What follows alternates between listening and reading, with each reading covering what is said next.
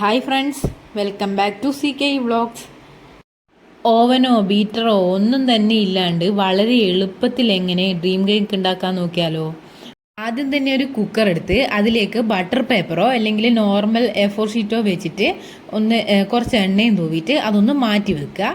അതിനുശേഷം ഒരു അരിപ്പയിലേക്ക് 160 ml maida, 2 tablespoon cocoa powder, 1/2 teaspoon baking powder, 1/4 teaspoon baking soda ഇതെല്ലാം ഇട്ടിട്ട് നന്നായിട്ടൊന്ന് മിക്സ് ചെയ്ത് അരിച്ച് മാറ്റി വെക്കുക.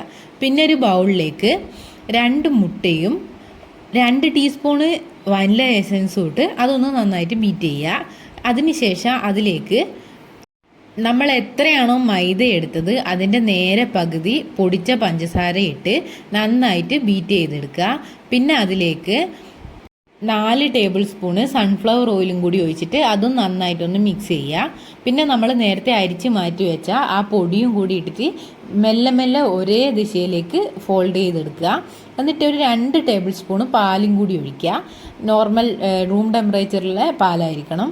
എന്നിട്ട് ഇതുപോലെ ഒന്ന് മിക്സ് ചെയ്തിട്ട് നമ്മൾ നേരത്തെ എടുത്തു വെച്ച കുക്കറിലേക്ക് ഇത് ഒഴിച്ചു കൊടുക്കുക. അപ്പോഴേക്കും ഒരു ദോശ തവയോ അല്ലെങ്കിൽ ഫ്രൈയിങ് പാനോ അങ്ങനെ എന്തെങ്കിലും ഒരു പാത്രം എടുത്തിട്ട് അതൊരു 10 മിനിറ്റ് പ്രീ ഹീറ്റ് ചെയ്യാൻ വെക്കുക.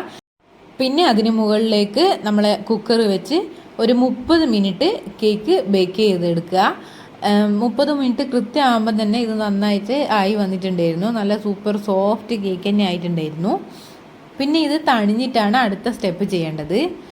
അപ്പോഴേക്കും ഒരു 5 ടേബിൾ സ്പൂണ് പഞ്ചസാര എടുത്തിട്ട് അതിലേക്ക് കുറച്ച് വെള്ളം ഒഴിച്ചിട്ട് അതൊന്ന് പഞ്ചസാര പാനിയാക്കിയിട്ട് എടുത്തു വെക്കുക.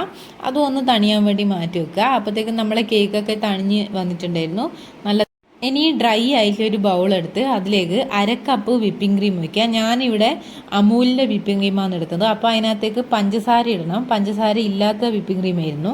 അപ്പോൾ പഞ്ചസാര ഉള്ള വിപ്പിംഗ് ക്രീം ആണെങ്കിൽ പിന്നെ പഞ്ചസാര ഇടേണ്ട ആവശ്യമില്ല.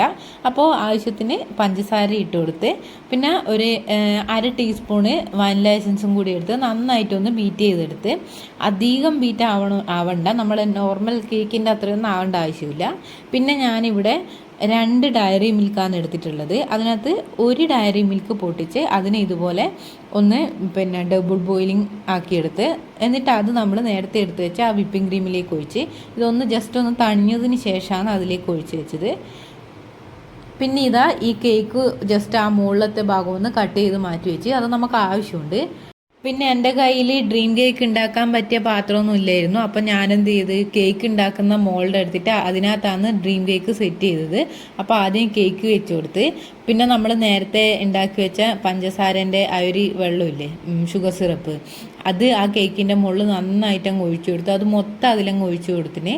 എന്നിട്ട് കേക്കിനെ നന്നായിട്ടൊന്ന് സോഫ്റ്റ് ആക്കിയെടുത്ത് പിന്നെ അതിൻ്റെ മേലേക്ക് നമ്മൾ നേരത്തെ അടിച്ചു വെച്ച വിപ്പിംഗ് ക്രീം ഇട്ട് ഫുള്ളൊന്ന് മിക്സ് ചെയ്ത് കൊടുത്ത് എന്നിട്ട് ഞാനൊരു 5 മിനിറ്റ് ഫ്രീസറിലേക്ക് വെച്ച് അപ്പോഴത്തേക്ക് അടുത്ത പണി ഉണ്ടായിരുന്നു.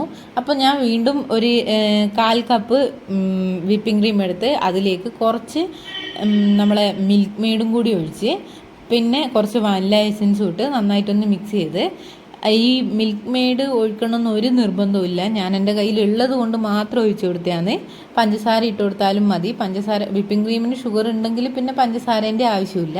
എന്നിട്ട് അത് നന്നായിട്ടൊന്ന് ബീറ്റ് ചെയ്ത് എന്നിട്ട് അതും ഞാനൊന്ന് മാറ്റി വെച്ച് അപ്പോഴത്തേക്ക് നമ്മളെ കേക്ക് ഒന്ന് സെറ്റ് ആയിട്ടുണ്ടായിരുന്നു. അപ്പോൾ നേരത്തെ ഞാൻ എടുത്ത് മാറ്റി വെച്ചിരുന്ന ആ കേക്കിൻ്റെ ബാക്കിയുള്ളത് ഞാൻ ഇതുപോലെ ജസ്റ്റ് ഒന്ന് പൊടിച്ച് കൊടുത്തിട്ട് അതിങ്ങനെ എല്ലാവരുടെയും ഒന്ന് സ്പ്രെഡ് ചെയ്ത് കൊടുത്ത് പിന്നെ ഇതിൻ്റെ മേലെ ഒഴിച്ചു കൊടുക്കുന്നത് വിപ്പിംഗ് ക്രീമും ചോക്ലേറ്റും കൂടിയുള്ള ആ ഒരു മിക്സാണ് ഇതിൻ്റെ മേലെ ഒഴിച്ചു കൊടുത്തത്. അത് വെച്ചോ അതിലേക്ക് അങ്ങ് ഒഴിച്ചു കൊടുത്ത് പിന്നെ കുറച്ച് നേരം ഒന്ന് ഫ്രീസറിൽ വെച്ച് എന്നിട്ട് ഞാൻ അതിൻ്റെ മേലേക്ക് കുറച്ച് കാഷ്നട്ട് ഒന്നിങ്ങനെ പൊടിച്ചിട്ട് അത് വെറുതെ ഇട്ട് കൊടുത്ത് പിന്നെ അതിന് ശേഷം നമ്മൾ മറ്റേ വിപ്പിംഗ് ക്രീമും ആ ഒരു മിക്സ് നോർമൽ വെറുതെ ഉള്ളത് അതും കൂടി അങ്ങ് ഒഴിച്ചു കൊടുത്ത് എന്നിട്ട് പിന്നെ ഞാൻ ഒന്ന് ഫ്രീസറിൽ വെച്ച് അപ്പോഴത്തേക്കും പിന്നെ നമുക്ക് ചോക്ലേറ്റിൻ്റെ ഒരു ഗനാഷ് പോലെ ഉണ്ടാക്കണമായിരുന്നു.